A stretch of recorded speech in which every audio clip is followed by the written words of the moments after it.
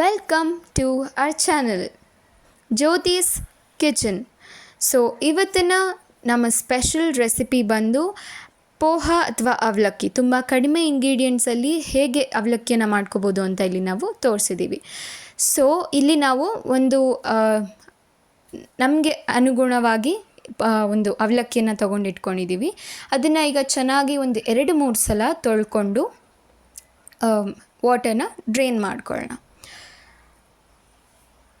So ಚೆನ್ನಾಗಿ ತೊಳ್ಕೊಂಡು ಈಗ ಇದನ್ನು ಒಂದು 5 ಮಿನಿಟ್ಸ್ ತನಕ ರೆಸ್ಟ್ ಆಗೋದಕ್ಕೆ ನಾವು ಬಿಡೋಣ.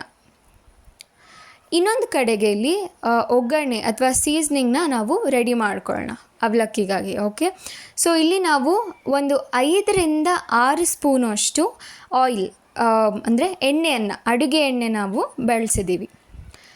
ಸೊ ಆ ಎಣ್ಣೆಗೆ ನಾವಿಲ್ಲಿ ಒಂದು ಅರ್ಧ ಚಮಚದಷ್ಟು ಸಾಸಿವೆ, ಅರ್ಧ ಚಮಚದಷ್ಟು ಜೀರಿಗೆ, ಒಂದು 10 ಹೆಸಳು ಕರಿಬೇವು, 3 ಮೆಣಸಿನ್ಕಾಯಿ ಮತ್ತು ಚಾಪ್ಡ್ ಆನಿಯನ್ಸ್ ಅಂದರೆ ಹೆಚ್ಚಿರುವಂತಹ ಈರುಳ್ಳಿ 1 ಅಥವಾ 2 ನೀವು ನಿಮ್ಮ ಒಂದು ಅಳತೆಗೆ ಅನುಸಾರವಾಗಿ ತೊಗೋಬೋದು.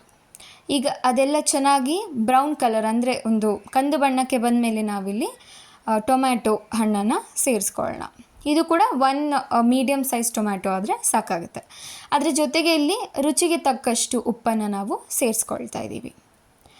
ಇದೆಲ್ಲ ಆದಮೇಲೆ ಚೆನ್ನಾಗಿ ಒಂದು ಮಿಕ್ಸ್ ಮಾಡಿದ್ರೆ ಒಂದು 3 to 4 ಮಿನಿಟ್ಸ್ ಅದು ಚೆನ್ನಾಗಿ ಬೆಂದರೆ ಸಾಫ್ಟಾಗಿ ಅದು ಒಂದು ರುಚಿಯಾಗಿ ನಮಗೆ ಇದು ರೆಡಿ ಆಗುತ್ತೆ. ಓಕೆ, ಈಗ ಇಲ್ಲಿ ನಾವು ಒಂದು ಅರ್ಧ ಚಮಚದಷ್ಟು ಟರ್ಮರಿಕ್ ಪೌಡರ್, ತುಂಬ ವೆರಿ ಇಂಪಾರ್ಟೆಂಟ್ ಇಂಗ್ರೀಡಿಯೆಂಟ್ ಅದು, ಅದನ್ನು ಸೇರಿಸ್ಕೊಂಡು ಈಗ ಇಲ್ಲಿ ಸ್ವಲ್ಪ ಸಕ್ಕರೆ, ನಿಮಗೆ ಹುಳಿ ಬೇಡ ಅಂದರೆ ಸ್ವಲ್ಪ ಸಕ್ಕರೆ ಹಾಕ್ಕೊಂಡು ಅಲ್ಟಿಮೇಟ್ ಫೈನಲ್ ಟಚ್ಗೆ ನಾವಿಲ್ಲಿ ಕೊತ್ತಂಬರಿಯನ್ನು ಸೇರಿಸ್ಕೊಳ್ತಾ ಇದ್ದೀವಿ. ಸೊ ಇಲ್ಲಿ ಈಗ ನಮ್ಮ ಒಂದು ಪೋಹ ಅಂದರೆ ಅವಲಕ್ಕಿ ರೆಡಿ ಆಗಿದೆ, ನೆನೆಸಿದ್ದಂತಹ ಅವಲಕ್ಕಿ. ಈಗ ಇದಕ್ಕೆ ನಾವೇನು ಮಾಡೋಣ, ರೆಡಿ ಮಾಡ್ಕೊಂಡಿದ್ದಂತಹ ಇದನ್ನು ಮಿಕ್ಸ್ ಮಾಡ್ಕೊಳ್ಳೋಣ. ಅದಕ್ಕಿಂತ ಮುಂಚೆ ಉಪ್ಪು ಮತ್ತು ಸ್ವಲ್ಪ ನಿಂಬೆಹಣ್ಣು ಒಳ್ಳೆ ಫ್ಲೇವರ್ ಕೊಡುತ್ತೆ. ಸೊ ಉಪ್ಪು ಮತ್ತು ಸ್ವಲ್ಪ ನಿಂಬೆಹಣ್ಣನ್ನು ರುಚಿಗೆ ತಕ್ಕಷ್ಟು ನೀವಿಲ್ಲಿ ಸೇರಿಸ್ಕೋಬೋದು. ನಿಂಬೆಹಣ್ಣು ಕೂಡ ನಿಮ್ಮ ಒಂದು ರುಚಿಗೆ ಅನುಸಾರವಾಗಿ ನೀವು ಸೇರಿಸ್ಕೋಬೋದು. ಈಗ ಇದ್ರ ಜೊತೆಗೆ ಅಂದರೆ ನಿಂಬೆ ರಸ, ಇಲ್ಲಿ ಈಗ ಸ್ವಲ್ಪ ಕೊರಿಯಾಂಡರ್ ಅಂದರೆ ಕೊತ್ತಂಬರಿಯನ್ನು, ಚಾಪ್ಡ್ ಕೊತ್ತಂಬರಿಯನ್ನು ಹಾಕ್ಕೊಳ್ತಾ ಇದ್ದೀವಿ. ಅದ್ರ ಜೊತೆಗೆ ಈಗ ರೆಡಿ ಮಾಡ್ಕೊಂಡಿದ್ದಂತಹ ಗೊಜ್ಜನ್ನು ನಾವಿಲ್ಲಿ ಸೀಸ್ನಿಂಗ್ನ ನಾವಿಲ್ಲಿ ಸೇರಿಸ್ಕೋತಾ ಇದ್ದೀವಿ. ಚೆನ್ನಾಗಿ ಇದನ್ನು ಈಗ ಮಿಶ್ರಣವನ್ನು ಮಾಡಿಕೊಂಡು you can serve it.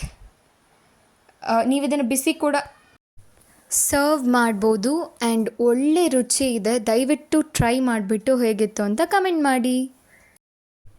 So ಅದೆಲ್ಲದರ ಜೊತೆಗೆ ಒಂದು ಲೈಕ್, ಒಂದು ಸಬ್ಸ್ಕ್ರಿಪ್ಷನ್, ಹಾಗೆ ಒಂದು ಕಮೆಂಟ್ ತಪ್ಪದೆ ಮಾಡಿ, ಜೊತೆಗೆ ಶೇರ್ ಮಾಡಿ. Thank you, bye bye.